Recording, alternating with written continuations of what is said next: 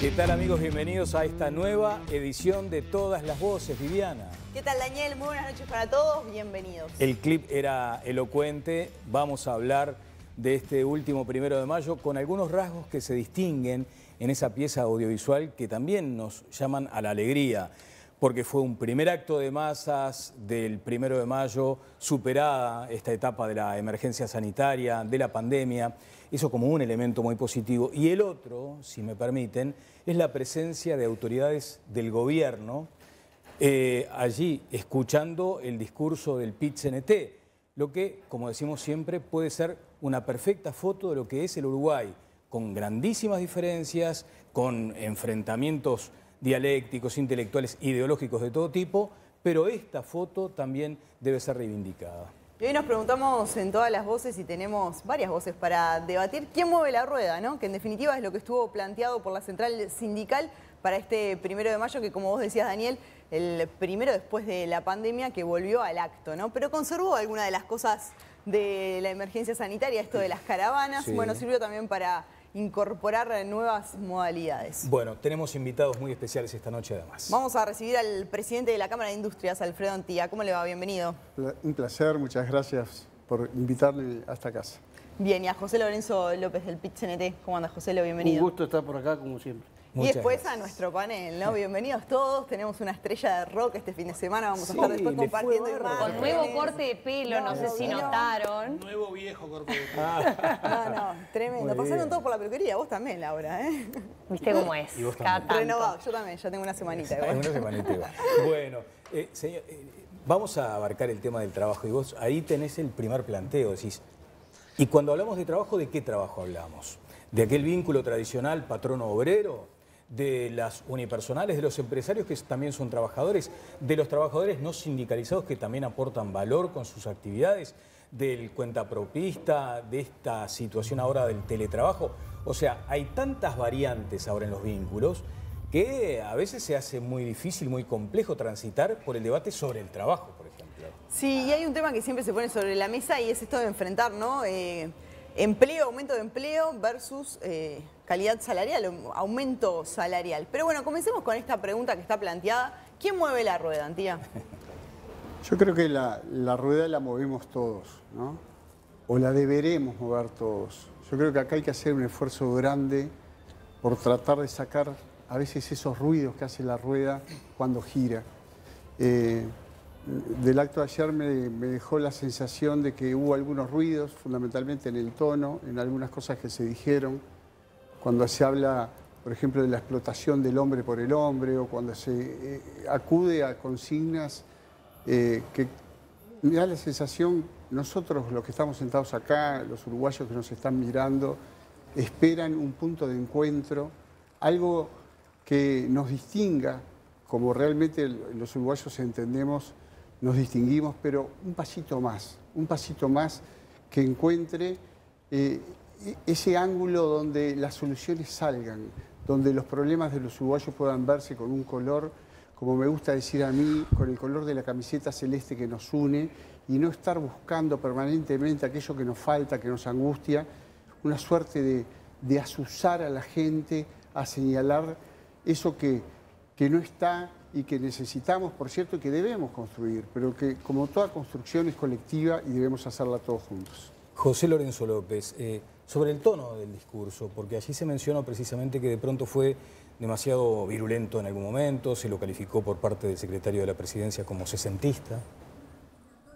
Bueno, a ver, primero no quiero escapar a la pregunta de quién mueve la rueda. Sí. Iba a decir que todos también, ¿no? ¿O sí, no? Sí, pero hace 20 días atrás se decía, antes del plebiscito, que los trabajadores poníamos el palo en la rueda, ¿no? Eso lo escuchamos todos permanentemente por mucha gente que defendía, digamos, una posición contraria a la del movimiento sindical. Se decía que el movimiento sindical ponía el palo en la rueda. Entonces, de ahí es que surge esa consigna por la unidad de los que movemos la rueda, porque nosotros creemos que movemos la rueda y podemos hasta compartir que la rueda la tenemos que mover entre todos. Ahora, el problema es que algunos hacemos mucho esfuerzo para mover la rueda y otros capitalizan ese esfuerzo del que hacemos otros. Entonces, en ese marco de situaciones que se dio este 1 de mayo, un 1 de mayo que, como decía Viviana, conjugó estas dos modalidades, la modalidad de la pandemia, de hacer las caravanas, y también volver después de 2 años al acto central, un acto central que fue multitudinario, que ese PCNT que muchas veces se lo acusa como el mal de todos los problemas que tiene el país, sin embargo sigue demostrando, y que a veces hasta se lo quiere denostar, sigue demostrando su capacidad de movilización, su capacidad de propuesta ante las cuestiones que evidentemente entiende que hay que mejorar en la vida misma del país. Y en ese marco, ahí sí contesto la pregunta. Los tonos, el contenido del planteo del movimiento sindical, bueno, puede ser criticado, por supuesto, porque los énfasis, en definitiva, lo terminan poniendo cada uno de los oradores, no es una cuestión que esté predeterminada, y me parece que en los 3 oradores centrales hubo diferentes tonos, y bueno, es la impronta que le pone el compañero que está en ese momento planteando lo que entiende que Ahora, tiene que plantear, ¿no? Joselo, un apunte sobre eso que acabas de decir. La consigna era nosotros movemos la rueda y allí decís, pero los empresarios capitalizan ese movimiento y de pronto no tienen mejores criterios para la distribución. ¿Va en línea con eso que se califica como sesentista de explotadores y explotados? Lo que pasa es que si uno mira el crecimiento de la economía, y acá hay varios expertos que pueden coincidir o disentir con lo que vamos a decir, pero en realidad, después de lo que fue la pandemia y el crecimiento económico que ha tenido nuestro país en los últimos años, ya están por encima de lo que era la prepandemia. Sin embargo, la brecha de la distribución se sigue agrandando a favor de quienes acumulan mucho más riqueza en detrimento de una merma de la masa salarial que es realmente importante. Ustedes fíjense que de todos los ocupados que tenemos en el país, debe haber alrededor de 650.000 trabajadores que ganan menos de 25.000 pesos. Y de esos 650.000, debe haber más de 250.000 que ganan menos de 15.000 pesos. Estos son datos que recoge el Instituto Cuesta Duarte del Instituto Nacional de Estadística. Entonces, ahí es donde nosotros vemos que hay una desigualdad que, bueno, viene en crecimiento porque hay una acumulación de la riqueza en menos manos y no hay una distribución que fue, de alguna manera, lo que se intentó reclamar en este 1 de mayo. Antía, ¿quiere hacer una puntualización? A ver, yo creo que habría que repasar el punto de partida, ¿no? Uruguay, desde el año 2013 hasta ahora, apenas creció un 4% del Producto Bruto. Es decir, lo que producimos y lo que podemos sacar de esa producción para distribuir en la comunidad, un 4%. Hemos estado casi 10 años estancados. Si uno mira esos productos brutos, si uno mira la evolución de la producción industrial, el índice de volumen físico, entre el año 2011 y el año 2021, es una línea absolutamente plana. Estamos produciendo lo mismo en el 2021 que en el 2011. Entonces, venimos de un atraso muy grande. Ese atraso muy grande ha generado mucha pérdida de empleo en el Uruguay y ha generado que muchos trabajadores han terminado en la informalidad. Ha cerrado muchas empresas. Ahora, qué curioso, era un tiempo en que los salarios crecían. El salario promedio, el índice medio salario subía, el empleo bajaba y allí se reunían los consejos de salarios y yo pregunto, ¿jugábamos, y me incluyo como representante del sector empresarial, a qué jugábamos? ¿A las escondidas? ¿No veíamos que había gente que estaba quedando en la calle? ¿No veíamos que empresas se cerraban? ¿No veíamos que pequeñas y medianas empresas se reducían? Y ese es el escenario que nos pone en el año 2020 y a los pocos días, bueno, el tobogán. Y entonces venimos saliendo ahora, felizmente, y venimos saliendo de la mano de que Uruguay produce, porque hay gente que está muy comprometida en esto, productos de altísimo valor que están siendo, valga la redundancia, muy valorizados, muy requeridos en el mundo. Felizmente es así. Y en la medida que eso se consolide en el tiempo, nos va a generar más beneficios. Trabajemos eso que tenemos como una ventaja para tratar de dar los pasos y las reformas necesarias que el Uruguay se debe para que este sea un país para todos y no para algunos. Bien, vamos a abrirle la palabra al panel también. Eduardo Brenta, ¿quién mueve la rueda? No, creo que la rueda la mueven la mayoría de los uruguayos, los que pueden, ¿no? Los que no tienen trabajo no pueden mover la rueda, los que están en la informalidad la mueven, pero en la informalidad. Yo quiero decir que en el año 2012 la economía uruguaya crecía, el salario crecía y el desempleo era el 5.5%. Por lo cual, me parece que la economía uruguaya tuvo un crecimiento muy importante, su Producto Bruto ha crecido significativamente, pero bueno, eso podría ser una discusión de más larga data, ¿no? Estoy hablando del año 2012, tengo bien claro esos números, bien claros, ¿no? Sí, después cambiaron, ¿no? Después cambiaron. Claro, no haya duda. Después, es cierto que a partir del 2015 Exacto. hubo un enlentecimiento del crecimiento económico y por tanto también una pérdida de puestos de trabajo. Pero lo que me parece importante es ver qué está pasando ahora, ¿no? Porque ahora estamos frente a una recuperación de la economía. Hay una expectativa de crecimiento del PBI del orden del entorno del 4%, 3,8%, 4%, y hay una caída significativa del salario real y las pasividades. O sea, los trabajadores y jubilados están recibiendo ingresos de hace 2 años notoriamente inferiores. Pero yo quiero destacar algo que me parece importante del acto. Esta conversación comenzó con el acto, ¿no? En el acto hubo 3 intervenciones. La central, que fue la del presidente del PIT-CNT, hizo 9 propuestas en el marco de 3 titulares, digamos, respecto a salidas, soluciones a la situación económica del país.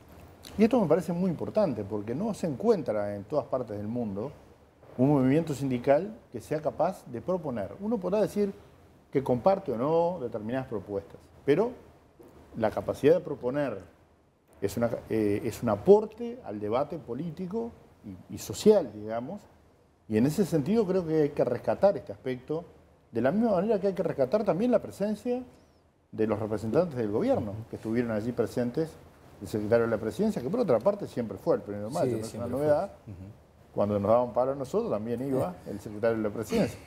Por lo cual, me parece que en este tramo de recuperación de la actividad económica, por suerte, ¿no? Que la actividad económica está creciendo, yo tengo aquí los datos de línea respecto al crecimiento de la economía, básicamente algunos sectores notoriamente más que otros, me parece que las medidas que se han venido adoptando, sobre todo en el sector privado, ¿no? Porque en el sector privado hay convenios colectivos vigentes y hay un llamado del gobierno a tomar medidas respecto Vamos a hablar de eso Yo más creo que adelante. eso me parece que es un elemento clave para lograr que el crecimiento nos beneficie a todos. Bien, Laura.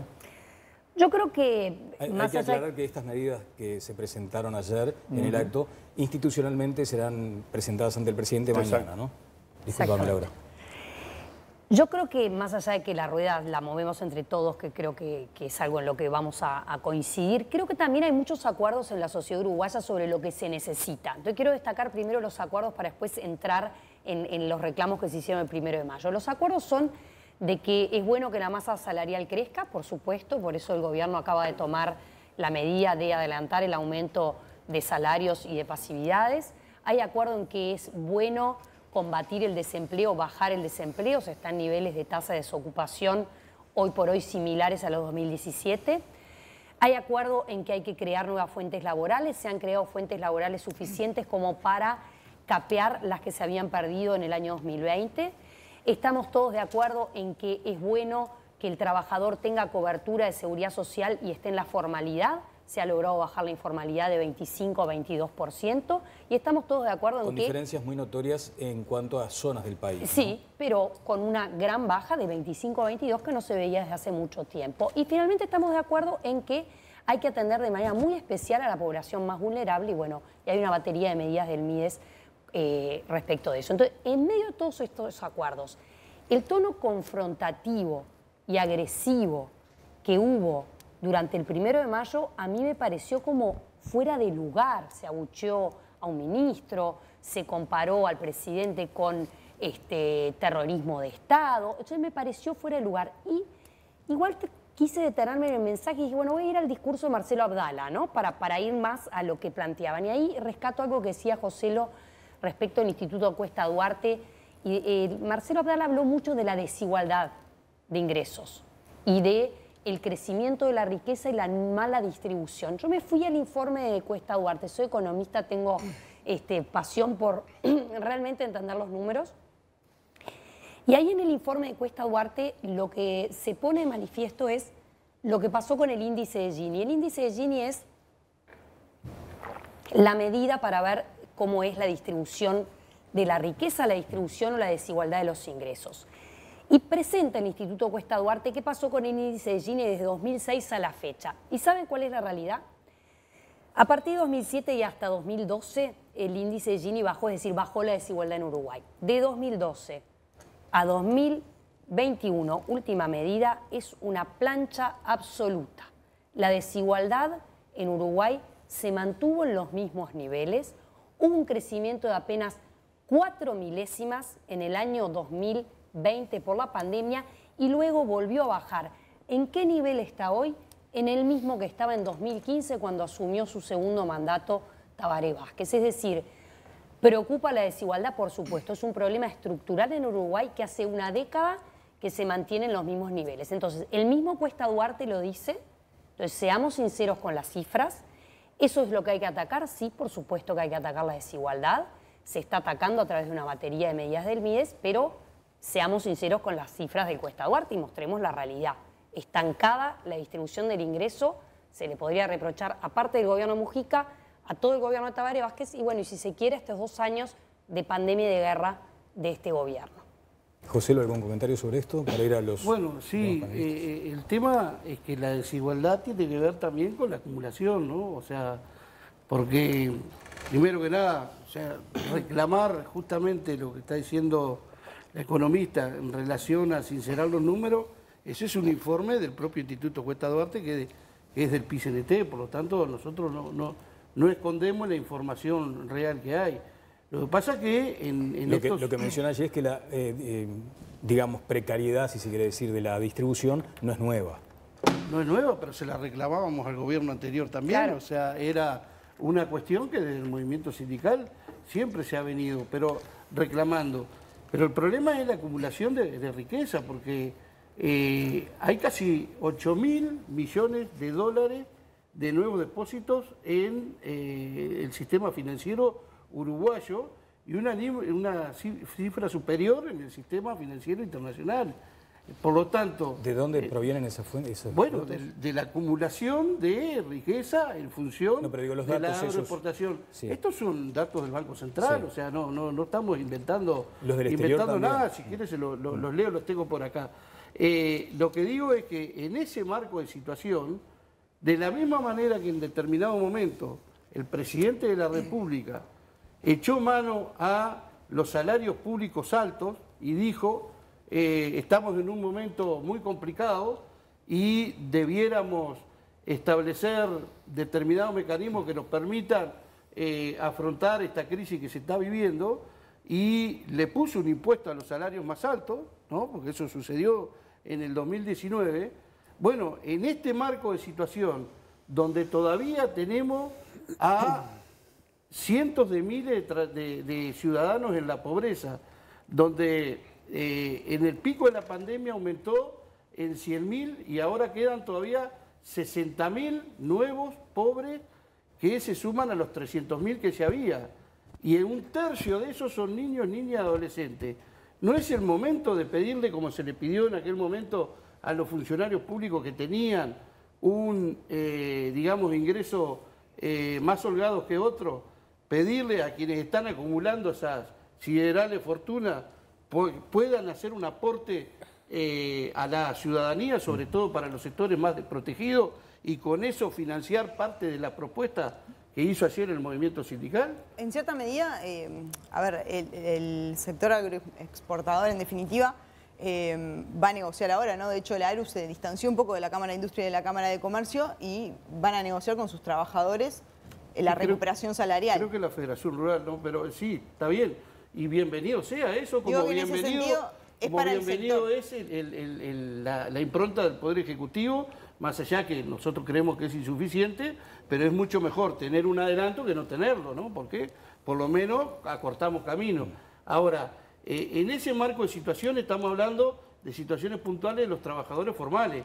Ahora, tenemos una cantidad de gente que no está en la formalidad, que son los que están más desprotegidos. Entonces ahí no podemos echar mano a esos que están realmente les ha ido muy bien en estos últimos años para que den un aporte a la ciudadanía que está más bromada. ¿Retenciones, por ejemplo? La figura de las retenciones. Sí, nosotros creemos que tiene que haber impuestos a las ganancias en determinados sectores que le ha ido bien. No estamos planteando que sea una tabla rasa, como a veces se acostumbra de que para todos los mismos. Por eso, pero el modelo argentino aplicado a Uruguay, retenciones sobre exportaciones. Ay, no, por favor, que no sé si le fue bastante mal a Argentina con ese modelo, ¿no? No copiemos esas cosas. Argentino, nosotros creemos pero que sí retenciones.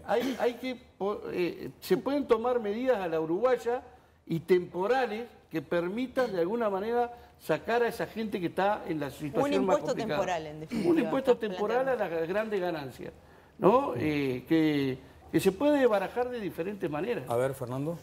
No, yo una cosa que noto que echo en falta en la discusión y también en el acto del 1 de mayo, tiene que ver con hay algo que se repite, hay un volumen importante de empleos en Uruguay, inclusive dentro del sector formal, que pagan unos sueldos muy bajos.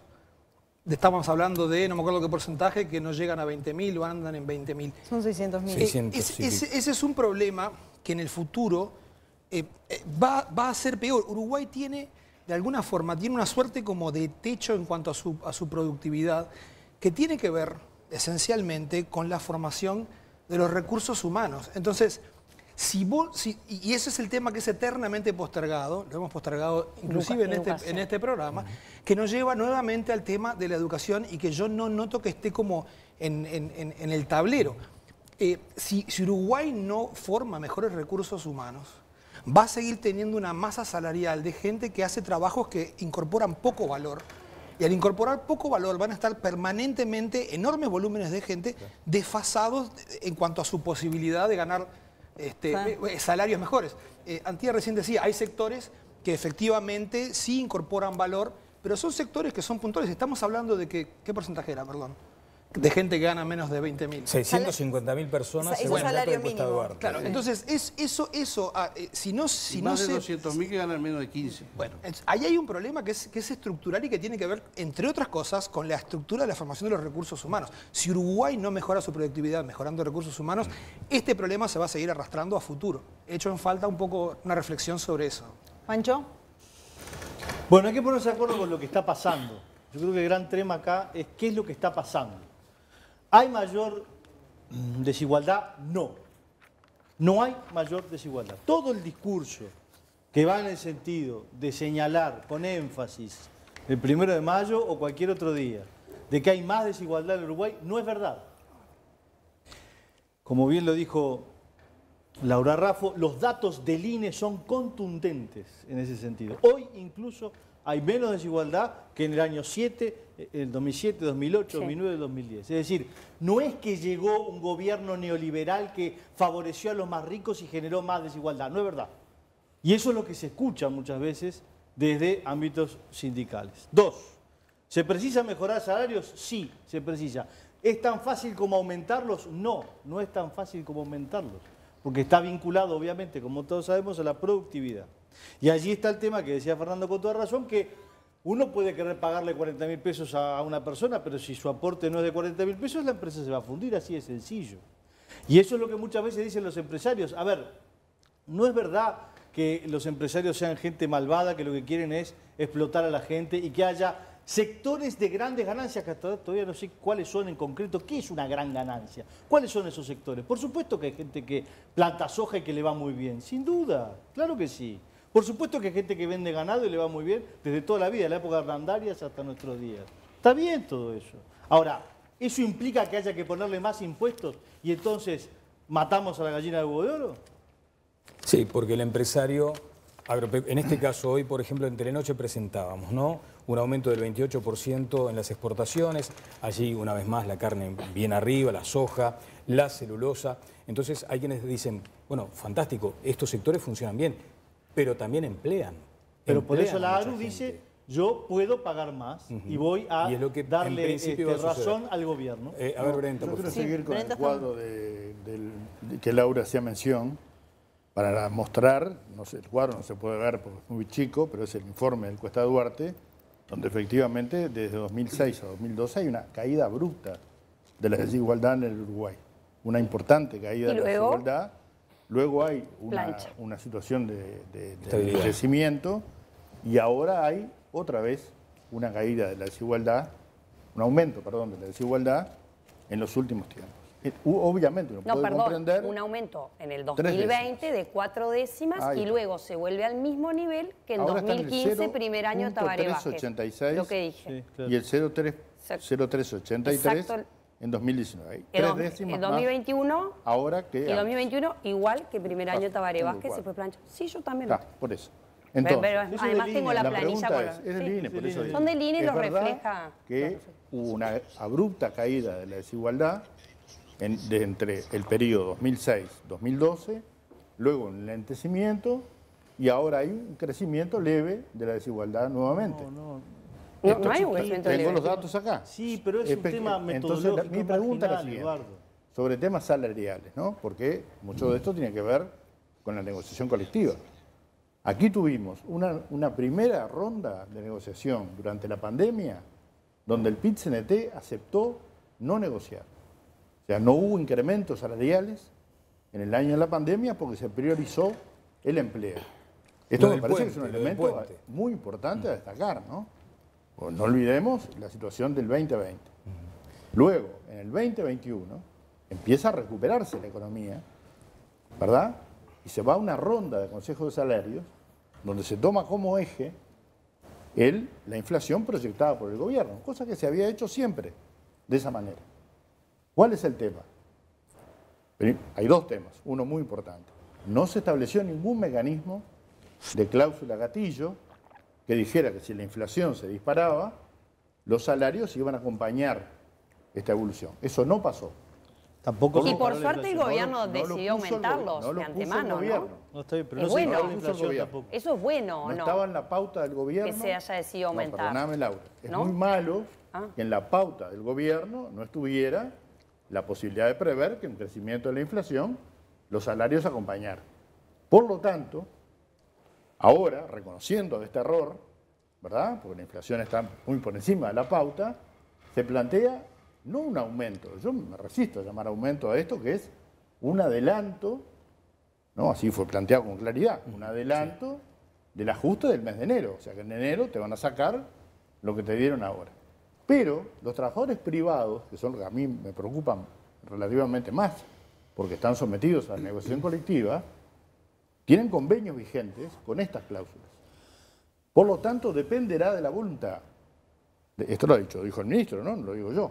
Dependerá de la voluntad de los empresarios considerar o no que este 4 y pico por ciento, más de 4% de pérdida del salario real, que además lleva de la mano a las jubilaciones, ¿no? Caída también de las jubilaciones, con crecimiento del Producto Bruto, o sea, la economía crece, pero los salarios bajan. No, Bueno, no, frente a perdón, este perdón, fenómeno, perdón. Lo que me parece que hay que Eduardo, lograr estás cometiendo un es error que se conceptual. cometa No, que pero- en la negociación colectiva efectivamente haya voluntad del sector empresarial, como aparentemente lo hay de la asociación rural, de acercar A ver, el salario a la está caída bien. de la No, no, inflación. a ver, digo, porque para hablar con las cifras es, el PBI crece, la masa salarial también crece, lo que tú te referís es que creció a un ritmo menor que el del PBI. No digamos Obvio. el PBI, bueno, tú dijiste el PBI crece, los salarios caen. El PBI crece, la masa salarial está creciendo también, Los salarios está creciendo el empleo, está creciendo la masa salarial, está creciendo los ingresos de los hogares.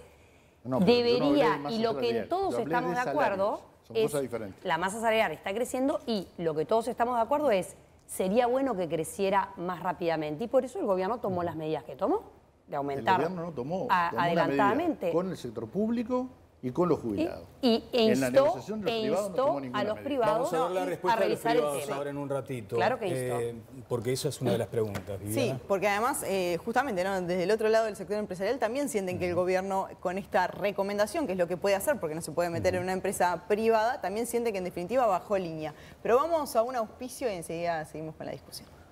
Tenacidad, disciplina, trayectoria, evolución. Con la mirada en el mundo, transformamos la uva en uno de los vinos más distintivos de Uruguay. Jiménez Méndez, máxima expresión del terroir.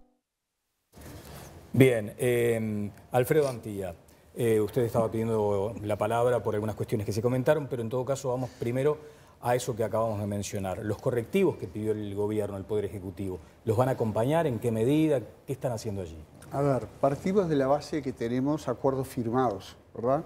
He escuchado muchas veces a los dirigentes sindicales decir que los acuerdos están para cumplirse. Pero las circunstancias también influyen. Nos están invitando a que borremos lo que escribimos, lo que firmamos y que hagamos un esfuerzo. El gobierno. El gobierno. Lo está Seguramente invitando. los trabajadores van a estar de acuerdo. Entonces, la pregunta es, ¿empresarios lo pueden hacer? Bienvenido sea. Tenemos anuncios, tenemos, digamos, testimonios de distintos empresarios, de distintas ramas. Yo puedo hacerlo. Vamos arriba, meto para adelante con esto. ¿Todos pueden hacerlo? Y bueno, y no lo sabemos. Hay que ver una cosa. Aquí se firmaron convenios con ajuste por inflación para el 80% de los trabajadores del sector privado. Es decir, digamos toda la película. El 80% de los trabajadores del sector privado tiene ajuste por inflación. El llamado que se está haciendo ahora por parte del gobierno es para ese 20% restante, que son 300.000 trabajadores, convocados en esas 88 ramas, de las cuales 20 son industriales, donde hay sectores que no la han pasado muy bien, o mejor dicho, directamente que la han pasado mal, en la pandemia y que la venían pasando mal de antes, porque acá ha habido un cambio de paradigma en la industria nacional, sector que conozco, donde algunos de las ramas nuestras con fuerte impronta de mano de obra han visto cómo aquel aumento de salarios que se le programaba, se le exigía en los consejos, las iba achicando y las iba reduciendo y directamente a muchas de ellas casi que las hacía desaparecer. Alfredo, ¿cuál sería el modelo posible entonces? Entonces el modelo posible que yo planteo es, así como el gobierno sugiere, yo le sugeriría a las empresas y le sugeriría a los consejos de salario y a los presidentes de las mesas que van a ser convocadas, bueno, las empresas que puedan adelantarlo, que lo adelanten, las empresas que no puedan, no podemos ponerle el revólver en el pescuezo y conducirlas a una situación que no puedan manejar. Acá estamos hablando de 300.000 trabajadores. Yo digo lo siguiente, supongamos que en el mejor de los escenarios tengamos, no sé, 290.000. ¿Podemos arriesgar 10.000 puestos de trabajo? Porque les vamos a obligar desde el punto de vista de lo que se decide en un consejo. Porque hay que ver que en un consejo de salario se decide la suerte de toda esa rama, independientemente del interior de esa rama. Perdón, de pero el que haya empresas revólver, grandes, gigantes o en la pequeñitas cabeza, así. ¿a dónde lo estás sintiendo? ¿En esta recomendación que hace el gobierno o dónde se puede dar esa situación límite para los empresarios? Porque en definitiva tienen que negociar con sus trabajadores o con los gremios de sus trabajadores. Bueno, van a ser convocadas las mesas donde están representadas las ramas que suelen estar representadas por empresas más grandes y casualmente con los sindicatos de esas empresas más grandes porque son los que más se mueven, los que más hacen peso, ¿verdad? Pero la obligación es para todos y nuestra preocupación, y aprovechamos esta circunstancia para plantearlo, Uruguay debe rever su sistema de fijación de salarios porque se está cometiendo una injusticia enorme con las pequeñas y medianas empresas que son obligadas a pagar muchas veces lo que no pueden pagar y la fórmula de ajuste, ¿sabe cuál es? Porque existe una fórmula que alguien puede decir el descuelgue. La fórmula de ajuste es la informalidad, es el despido, es el cierre de empresas. En el periodo prepandemia, en los 5 años prepandemia, cerraron en el Uruguay 2.300 empresas de entre 5 y 99 trabajadores. Pequeñas y medianas empresas que se perdieron.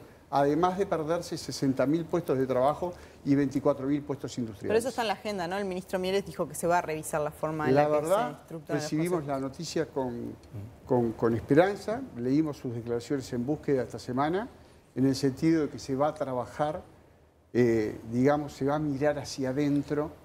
Yo diría, se va a dejar de jugar a las escondidas, porque todo esto lo venimos viendo y lo venimos diciendo, y mientras allí en el Ministerio de Trabajo se decidía una y otra vez en los consejos, aumentamos el salario real, el empleo iba cayendo, y todo el mundo calladito la boca. ¿Usted entiende que una de las principales reformas entonces es apelar a un sistema de fijación de salarios en función de cada rama de actividad o de cada aporte empresarial? Yo creo que lo que hay que hacer es mirar al interior de la rama y reconocer que no podemos aplicar la misma fórmula para quienes no somos iguales. Fórmulas diferentes para los diferentes. No puede haber una empresa de 600 trabajadores o de 500 y otra de 5 que apliquen el mismo salario y el mismo incremento salarial y los mismos beneficios salariales. Está claro. ¿José Leo? Sí, esta discusión no es nueva para nada entre el movimiento sindical y las cámaras empresariales. Primero, seguramente para las cámaras empresariales la mejor negociación colectiva es la que no exista, digamos, ¿no? Porque se fijen directamente en las empresas los salarios, pero yo me quedé con algo que veníamos debatiendo que me parece... No es así, discúlpeme, esa no se la llevo.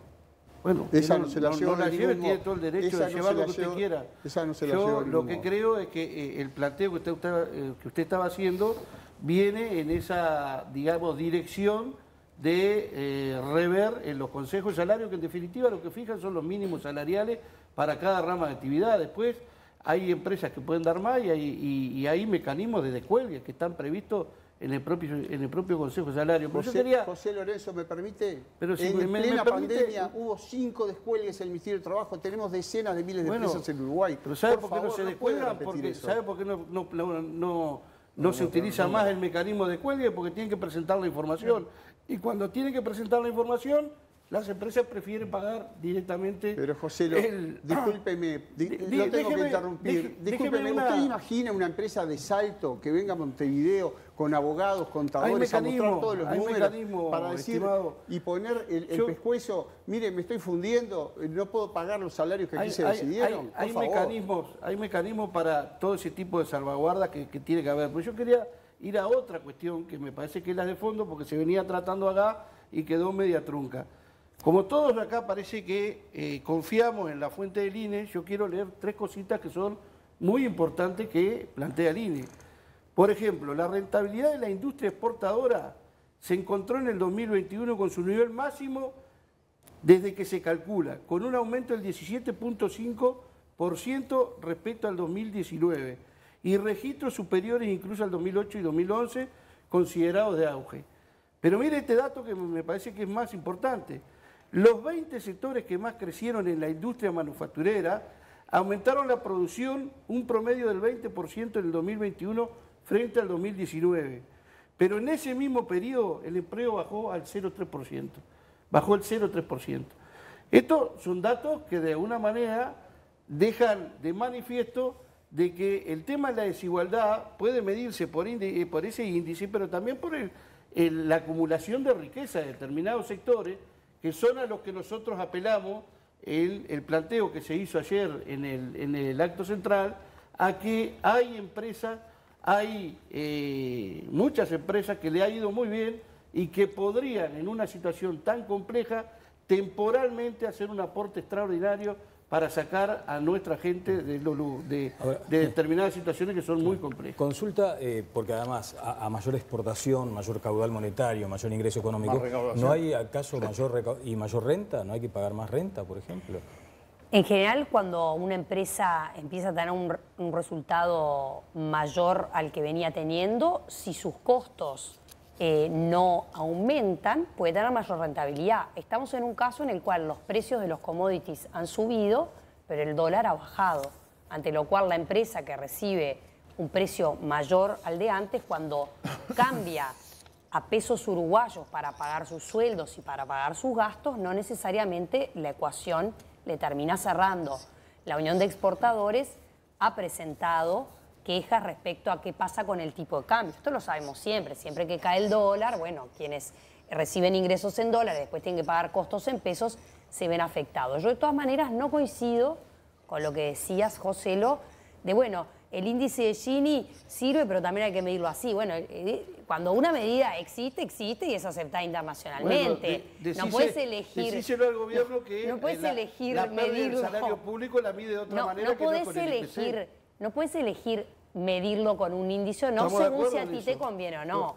Hay que medirlo, lo usa el INE, Cuesta Duarte. Bueno, aceptemos que el discurso construido sobre la desigualdad no está apoyado en datos, está apoyado en una sensación que ustedes están diciendo. Lo que sí es importante, que quizás también sería bueno tomar, más allá de hablar de los salarios, es la atención a la población más vulnerable. Es otro tema que estuvo presente en el discurso cuando, por ejemplo, se pidió el aumento de las asignaciones familiares. Y yo ahí, charlando bastante con... de TUS y de las asignaciones familiares, las dos cosas pidieron. Y la extensión de los jornales solidarios. Y sí, y entonces yo, charlando un poco con Martín Lema para ver todas las medidas que había tomado el MIDES, ahí la sensación que me quedó es que ese pedido es como un pedido, primero, me pareció a mí, quizás de una visión más acotada de lo que es la inclusión y de una visión más monetarista. ¿A qué me refiero con esto? Uno para incluir a la población más vulnerable puede tomar medidas que sean monetarias, te doy cierta cantidad de dinero, y también puede tomar otras medidas de inclusión y servicios que acompañen.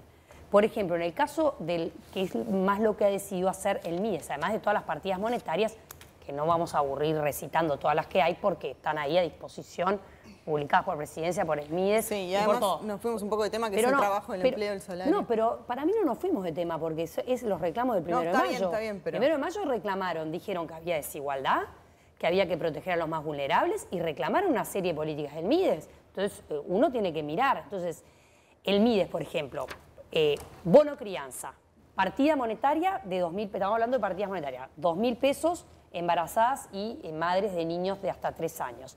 A su vez, ¿con qué se acompaña eso?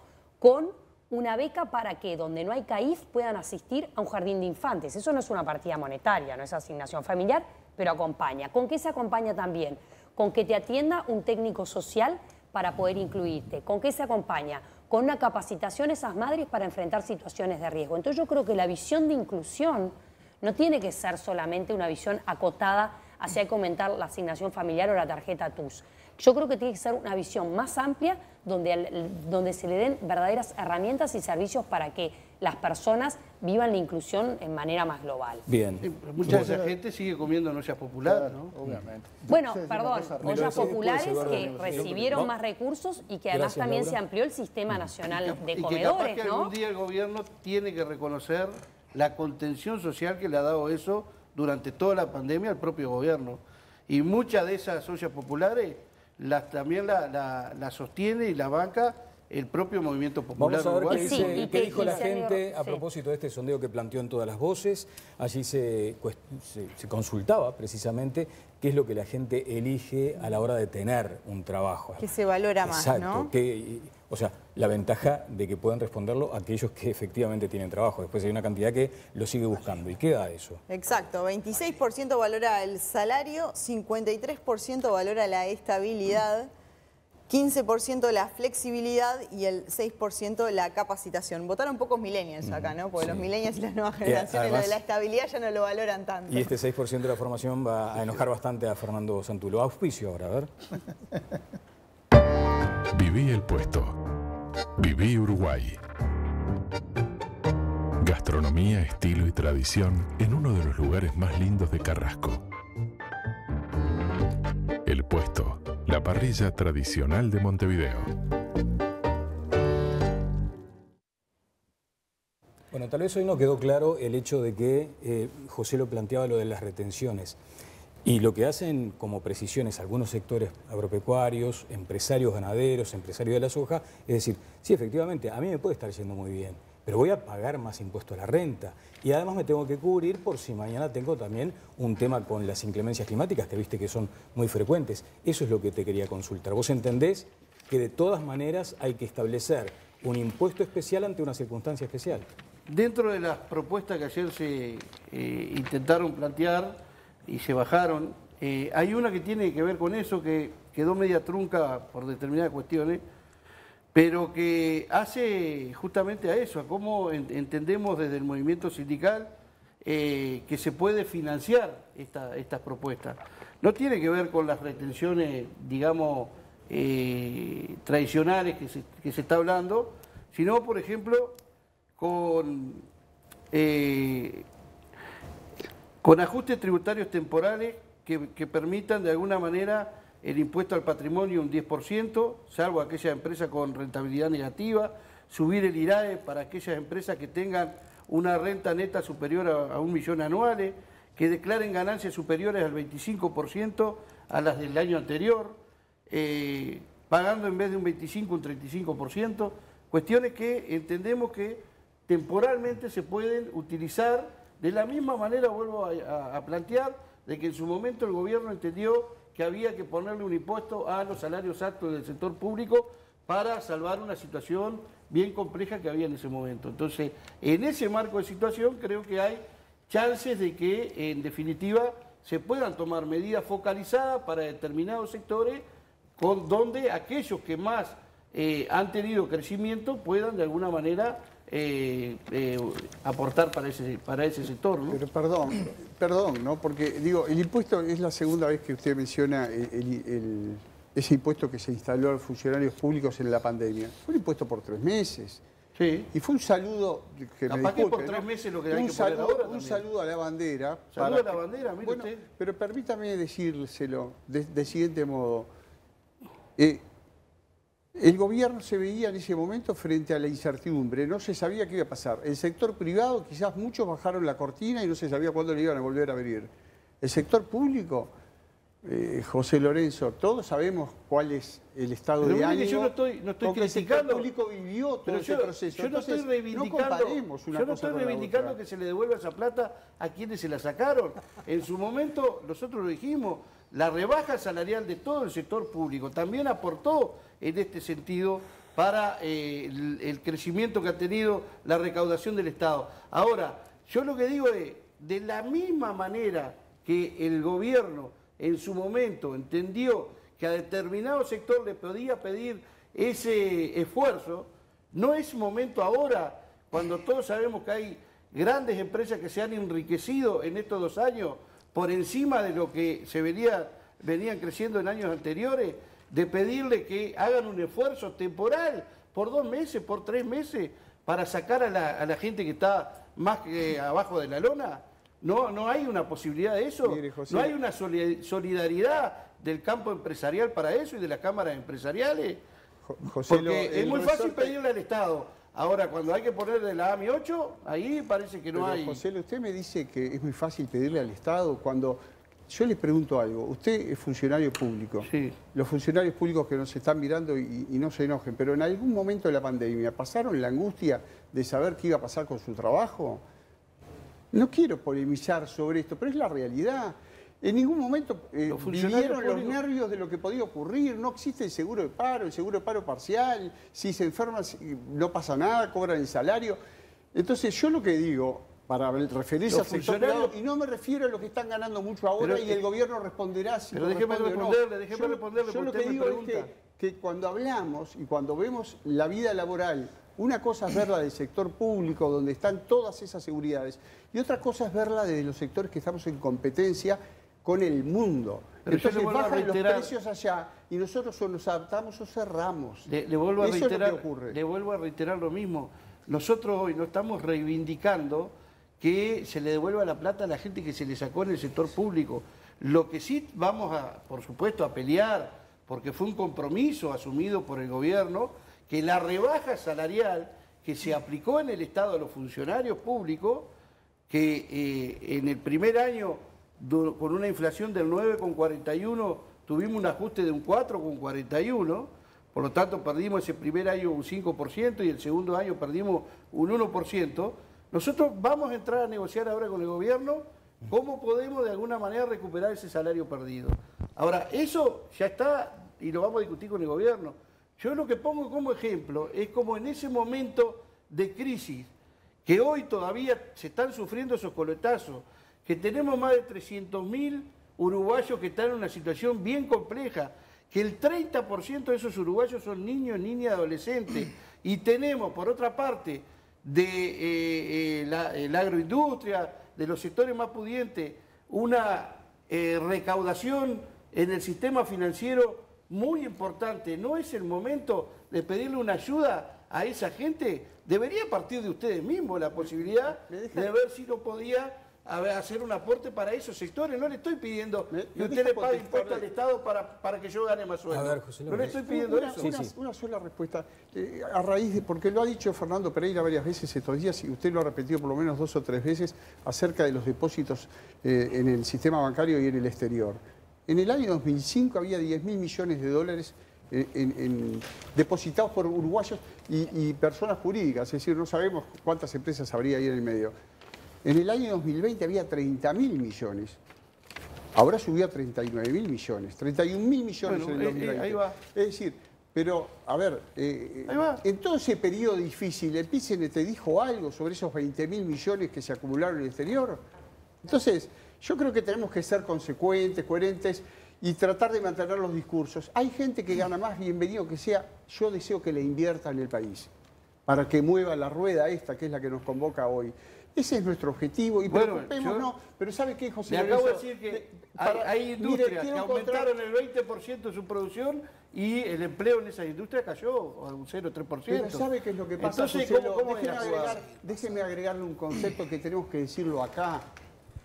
Cuando yo me quejaba porque los consejos de salarios aumentaban los salarios y bajaba el empleo, había otro convidado de piedra que se instaló ahí y que todo el mundo se tapó los ojos y no quiso ver. La automatización de los procesos, la digitalización de los procesos, las máquinas sustituyendo a las personas. Hicimos mirada ciega a una realidad, la estamos haciendo ahora y estamos frente a un gran problema. Entonces, como decía Santulo, hoy estamos frente a este asunto y no estamos encarando la educación de nuestros jóvenes y la salida a mediano y largo plazo.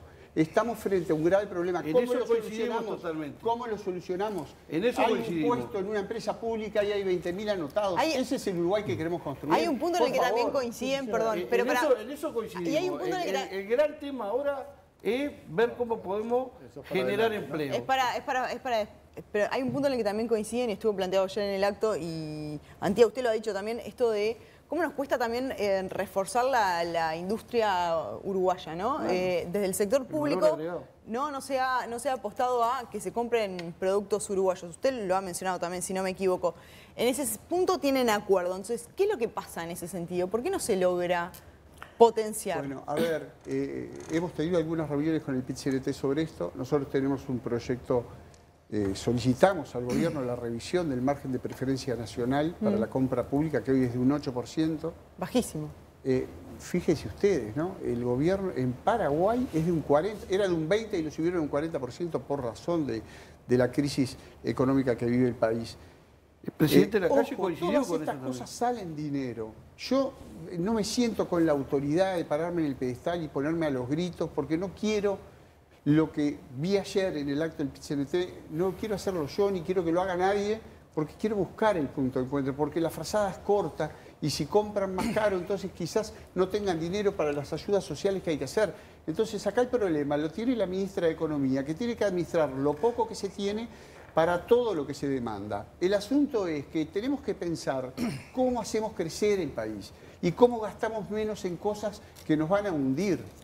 A mí me dio muchísimo fastidio un tema que quería hablar en algún momento, cuando ustedes dispongan, que son las declaraciones de Marcelo Abdal ayer sobre el tema de la seguridad social. Pero si quieren lo dejamos para Sí, porque además ahí lo que se está buscando es una base de consenso para salir de esto, que es un lío enorme. Tenemos que hacer una pausa. Sí, a ver, Eduardo, brevísimo. Aquí hubo acuerdos en materia de negociación colectiva del orden del 90% tripartitos. El señor se refiere a que había gente que se tapaba los ojos. Bueno, habría empresarios que se tapaban los ojos en todo caso. Pero altos niveles de acuerdo en la negociación colectiva durante decenas de años. Quiere decir que empresarios y trabajadores, porque acá nadie había revólver en la nuca de nadie, negociaron y acordaron acuerdos muy importantes.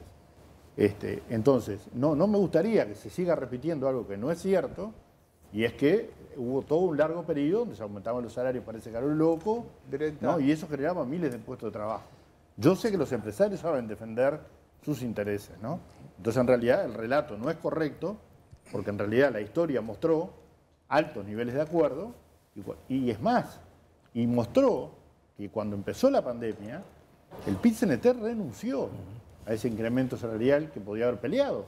Entonces, parece que todos los empresarios anteriores si me quedo no con se enteraron de nada. Si me quedo con el vaso medio lleno, como me gusta a mí, lo del puente fue un acto de madurez que deberíamos es bueno no decirlo, repetir por seguir haciendo puentes. Muy bueno el concepto del puente, que además es una estructura que une partes. Y estaría bueno también que cuando crece la economía se ajusten los salarios al nivel de para atrás, usted acaba de decir una cosa que no se la puedo llevar, porque usted dice que los acuerdos se hacían en forma tripartita. Se hacían acuerdos donde hable con los presidentes el gobierno, anteriores de la Cámara de Industria. Pero el gobierno votaba de un modo, los trabajadores votaban la mayoría de las veces del mismo modo, es cierto. Y los empresarios el se veían... votaban el 10%, y en términos generales equilibrado. Brenta, ocurría lo siguiente, yo tengo los números totales, no hay ninguna duda. Las condiciones de fuerza, ¿verdad? La relación de fuerza entre el poder sindical que se aplicaba, y vaya con algunos excesos como lo hemos visto, y el voto del Estado, que, le digo lo siguiente, otro tema para tirar arriba de la mesa, está observado por la OIT. El Estado no puede votar en las negociaciones salariales. La negociación salarial debe ser bipartita, libre y voluntaria. Colectiva, según la OIT, de los salarios mínimos por categoría, es tripartita. Si no vaya a Ginebra, pregunte. Lea el convenio 98 de la OIT, que es ley en el Uruguay. La negociación debe ser libre, de los salarios mínimos por categoría es tripartita. No es así. Libre, bipartita y voluntaria es lo que se reclama. Libre, bipartita y voluntaria lo dice el convenio 98. Perdón, lo dice el convenio 98 y es ley. Una pena, pero tenemos que ir a la pausa. Seguimos con este tema. El Estado solo se puede meter para votar los mínimos cuando no hay acuerdo entre los privados. Vamos a la pausa, sigue este tema luego de ella, porque además como todos los temas cruzan, ¿no? Lo de la digitalización, lo de la automatización afecta y perjudica a los menos formados. Sí, pero este tema también ha estado mucho sobre la mesa, ¿no? Aquello de la cancha flechada, y está bueno ponerlo y seguirlo discutiendo, ¿no? Ya que tenemos representantes de todos los sectores, fue un ex ministro de Trabajo incluso. Ya venimos.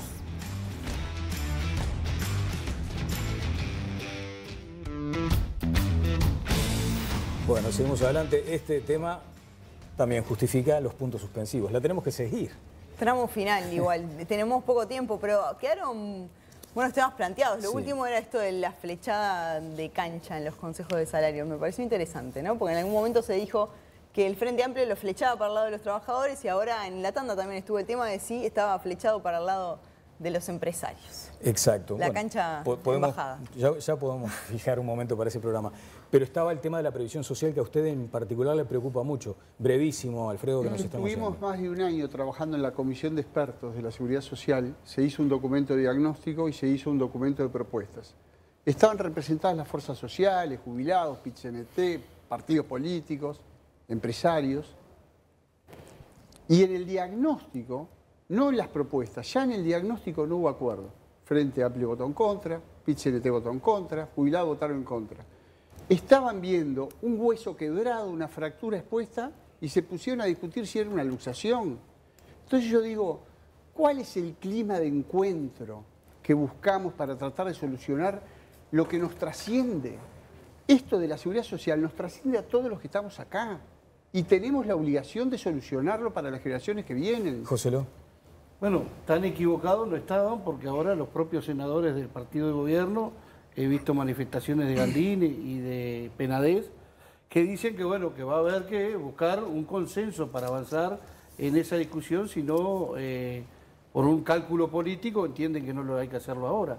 Entonces me parece que ese diálogo social no fue tan diálogo social. Nosotros estamos apostando, así lo planteó Marcelo Abdala, y en alguna conversación con algún integrante del Poder Ejecutivo, esto lo conversamos también.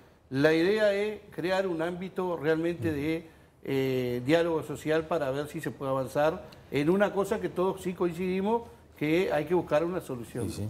Claro, el tema es cuánto tiempo, ¿no? Porque bueno, el diálogo... El problema es que ahí escapa a nosotros porque en realidad Bueno, nos va a explotar en la cara. empiezan los cálculos políticos que no tenemos A nada ver, que ver. comentarios con finales. Laura, por favor.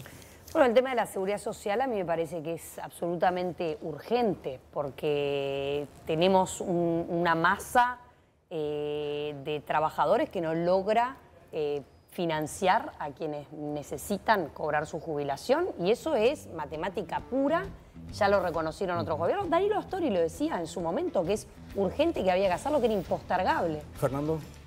No relativo a la seguridad social, pero también en las cercanías. Todos los empleos, o buena parte de los empleos de los que hemos venido hablando hoy, probablemente no existan dentro de 10 años. Entonces, yo creo que, y lo conecto con lo de la educación, estamos hablando sobre un escenario que es el pasado de alguna manera, sí, y no estamos hablando sobre el escenario que es el futuro. Y una última cosa que se relaciona con algo que subyace muchas veces en estos debates que tenemos. Que uno sostenga determinados puntos de vista no quiere decir que esos sean los únicos puntos de vista leales que hay en el debate. Es decir, para mí es un error asignarle malas intenciones al que piensa distinto en un debate de este tipo. Pancho. Hay varias formas de ver las soluciones para el país y notoriamente hay dos grandes carriles. Hay uno que apuesta al mundo privado y hay otro que le quiere dar mucho más protagonismo al público. Eso se vio nuevamente el 1 de mayo con las propuestas que decía José en torno a lo que había planteado Abdala y efectivamente es así. Y no está mal que sea así, hay diversidad de soluciones en el país. Lo que creo que hay que de una vez por todas darse cuenta es que el pueblo ha votado numerosas veces, por lo menos en los últimos años, en un sentido que no es el del público, el Estado con más protagonismo, ¿no? Y creo que eso es importante para rumbear para dónde hay que ir. Eduardo. Yo creo que tiene que haber un proyecto de ley sobre la reforma de la seguridad social. Hubo un equipo que trabajó, pero no hay un proyecto de ley. Cuando haya un proyecto de ley, en esto el gobierno Pero la manda, discusión ¿no? era el principal insumo. ¿Perdón? La discusión de ese grupo de expertos era el principal pero eso tiene que traducirse luego, sí, ¿no? Una cosa es lo que piensan los técnicos, otra es las definiciones políticas que tiene que tomar el gobierno, que es quien tiene la iniciativa, naturalmente, y buscar luego los acuerdos necesarios. Es lo que va a pasar. Coincidimos respecto a la importancia de fondo del tema, porque Uruguay tiene un problema demográfico serio, de envejecimiento de la población, por suerte, ¿no? Porque eso está asociado a la calidad de vida. Ahora, el gobierno no puede esperar que sea la oposición que presente el proyecto. El gobierno presenta el proyecto y se discute el proyecto. Bueno, nos tenemos Bien. Bueno, llegamos al final del programa del día de hoy. Nos volvemos a encontrar el próximo lunes. que pasen todos muy bien. Chau, chau.